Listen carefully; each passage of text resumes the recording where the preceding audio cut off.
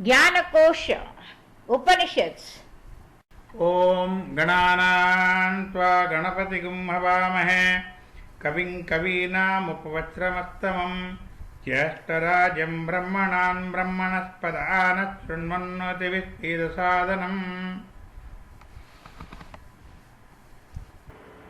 ओम पूर्णमिदं पूर्णमदः पूर्णात् पूर्णमुदच्यते पूर्णस्य पूर्णमादाय पूर्णमेव अवशिष्यते। ओम शांति शांति शांति।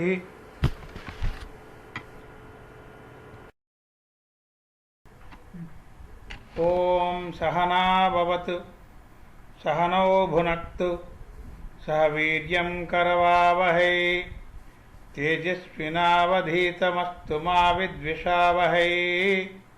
ओम शांति शांति शांति।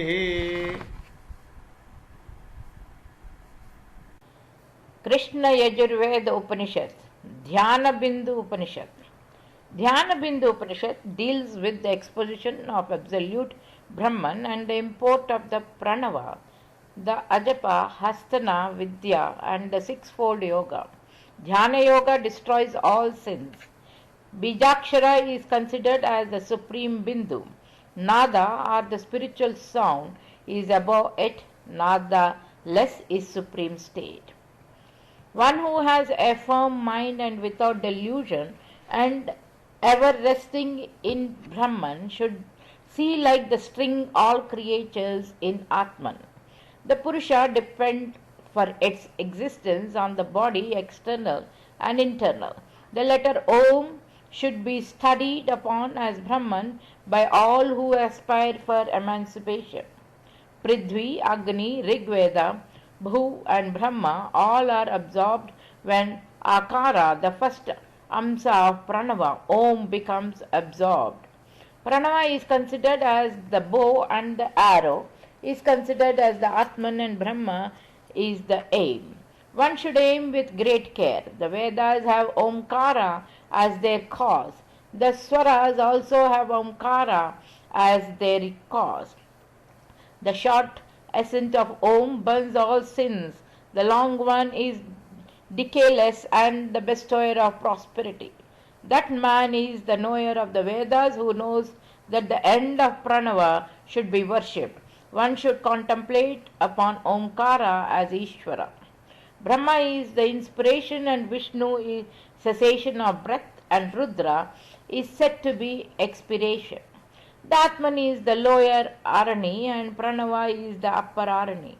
Arani is the middle of the moon, the Prabha is in the middle of Agni. One should meditate upon Lord Vasudeva as being seated upon the center of Pitta. Om, may he protect us both together.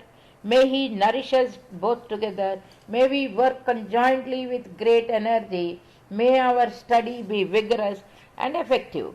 May we not mutually dispute. Om, let there be peace in me. Let there be peace in my environment. Let there be peace in the forces that act on me. Even if sin should accumulate to a mountain extending over many yojanas, it is destroyed by Dhyana Yoga. At no time has been found a destroyer of sins like this. Bijakshara is the supreme Bindu. Nada is above it. When that Nada ceases along with letter, then the Nada less is supreme state. The yogin who considers as the highest that which is above Nada, which is Anahata, has all his doubts destroyed.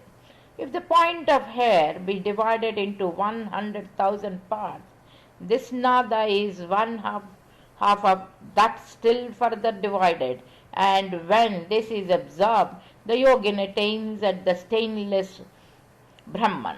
One who is of a firm mind and without the delusion and ever resting in Brahman should see like the string all creatures in Atman, like order in flowers, ghee in milk, oil in gingerly seeds and gold in quartz. Agni, just as the oil depends for its manifestation upon gingerly seeds and odor upon flowers, so does the Purusha depend for its existence upon the body, both external and internal. The tree is with parts and its shadow is without parts, but with and without parts Atman exists everywhere. The one Akshara, letter Om, should be contemplated upon as Brahma by all who aspire for emancipation. Prithvi, Agni, Rigveda, Bhu, Brahma, all these, when Akara, the first Amsa of Pranava, becomes absorbed. Antariksha, Yajurveda, Vayu, Bhu and Vishnu, the Janardhana, all these, when Ukara, the second Amsa of Pranava, becomes absorbed.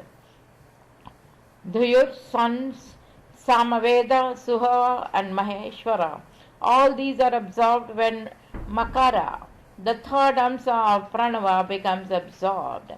Akara is of Pitta, yellow color, and is said to be of Rajoguna. Ukara is of white color and of Sattvaguna. Makara is of dark color and of Tamoguna. He who does not know Omkara as having 8 Angas, 4 Padas, 3 Sthanas and 5 Devatas is not a Brahmana. Pranava is the bow, Atman is the arrow, and Brahma is said to be the aim. One should aim at it with great care, and then he, like the arrow, becomes one with it. When that highest is cognized, all karmas return. The Vedas have Omkara as their cause. The Swaras have Omkara as their cause. The 3 worlds with the locomotive and the fixed have Omkara as their cause. The short burns all sins, the long one is decayeless and the bestower of prosperity. United with Ardhamatra, the Pranava becomes the bestower of salvation. That man is the knower of the Vedas who knows that the end of Pranava should be worshipped as uninterrupted as the flow of oil and as long as the sound of a bell.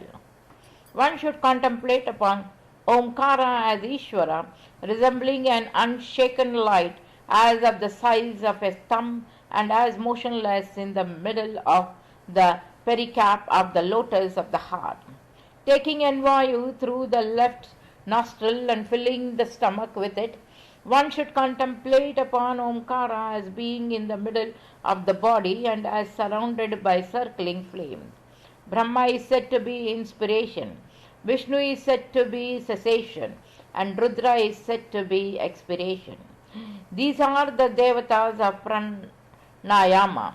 Having made Atman as the Arani, the Pranava as the Upper Arani, one should see the God is in secret through the practice of churning, which is Dhyana. One should practice restraint of breath as much as it lies in his power, along with Omkara sound, until it ceases completely. Those who look upon Om as of the form of Hamsa staying in all, shining like crores of suns being alone, staying in Gama and being devoid of motion, at last such persons are freed from sin. That Manas, which is the author of the actions, creation, preservation and destruction of the 3 worlds, is absorbed, that is the highest state of Vishnu. The lotus of the heart has 8 petals and 32 filaments. The sun is in its midst, the moon is in the middle of the sun. Agni is in the middle of the moon, the Prabha is in the middle of Agni, Pitta is the midst of Prabha, being set in diverse gems. One should meditate upon the stainless Lord Vasudeva as being upon the center of Pitta, as having Srivastava and Kaustubha on his chest and as adorned with gems and pearls resembling pure crystals in luster and as resembling crores of moons in brightness. He should meditate upon Mahavishnu as above or in the following manner. That he should meditate with inspiration of breath upon Mahavishnu as resembling the Atasi flower, and as staying in the seat of navel with 4 hands. Then with restraint of breath he should meditate in the heart upon Brahma, the grandfather, as being on the lotus with the Gaura, color of gems and having 4 faces. Then through aspiration he should meditate upon the three-eyed Shiva between the 2 eyebrows, shining like the pure crystal, being stainless, destroying all sins, being in that which is like the lotus facing down with its flower below and the stalk above, or like the flower of a plantain tree, being of the form of all Vedas, containing 100 petals and 100 leaves and having the pericarp full expanded. There he should meditate upon the sun, the moon, and the Agni as above another, passing above through the lotus, which has the brightness of the sun, moon, and Agni, and taking its rim bija. One leads his Atma firmly. He is the knower of Vedas, who knows the 3 seats, the 3 matras, the 3 brahmas, the 3 aksharas, and the 3 matras associated with the ardhamatra. He who knows that which is above Bindu, Nada, and Kala, as uninterrupted as the flow of oil and as long as the sound of a bell, that man is a knower of the Vedas. Just as a man would draw up the water through the pores of the lotus stalk, so the yogin treading the path of yoga should draw up the breath. Having made the lotus sheath of the form of Ardha Matra, one should draw up the breath through the stalk of the nadis and absorb it in the middle of the eyebrows. He should know that the middle of the eyebrows in the forehead, which is also the root of the nose, is the seat of nectar, that is the great place of Brahman. Postures, restraints of breath, subjugation of the senses, Dharana, Dhyana, and Samadhi are the 6 parts of the yoga. There are as many postures as there are living creatures, and Maheshwara knows their distinguishing features. Siddha, Bhadra, Simha, and Padma are the 4 postures. Mooladhara is the first chakra. Swadhisthana is the second. Between these 2 is said to be the seat of Yoni, having the form of Kama, god of love. In the Adhara of the anus there is the lotus of 4 petals. In its midst is said to be the Yoni called Kama and worshipped by the Siddhas. In the midst of the Yoni is the Linga facing the west and split at its head like the gem. He who knows this is the knower of the Vedas. A 4-sided figure is situated above Agni and below the genital organ of the form of molten gold and shining like streaks of lightning. Prana is with its Swaha sound, having Swadhisthana as its Adhisthana. The chakra Swadhisthana is spoken of as the genital organ itself. The chakra in the sphere of the navel is called Manipuraka, since the body is pierced through by Vayu like money is gems by string. The jiva, urged to actions by its past virtuous and sinful karmas, whirls about in this great chakra of 12 spokes, so long as it does not grasp the truth. Above the genital organ and below the navel is Kanda of the shape of the bird's egg. There arise nadis, 72,000 in number. Of these 72 are generally known.